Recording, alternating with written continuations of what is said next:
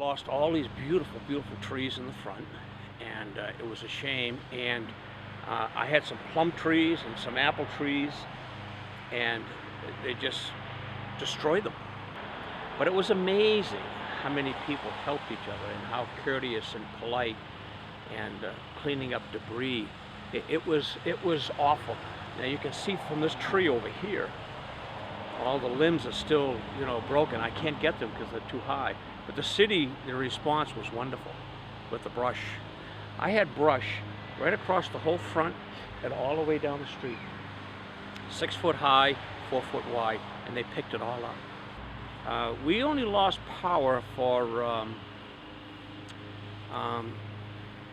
1 day, and everybody else was a lot longer. So the storm occurred late at night, and before my wife and I went to bed, the tree behind you snapped in its entirety, and I mentioned to my wife, let's be thankful that it missed the house. We went to sleep that night and got up the next morning and heard all the chainsaws. When we came out, our neighbors, various people were all out here cutting up the trees that had fallen. As you can see, most of them on this side had fallen. So we were cleaning them all up, mainly to get the trees off the street so that cars could go by.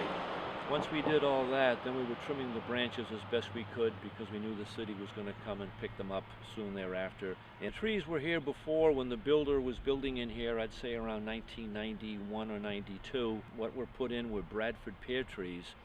We didn't know at the time Bradford pear trees were supposed to be trimmed. However, those trees have leaves that are the last to fall in the fall, and there were still regular leaves all over the trees when the storm hit, and the storm was mainly slush. So each of the trees had probably an inch of slush on the leaves, and of course the weight of that is what caused them to collapse.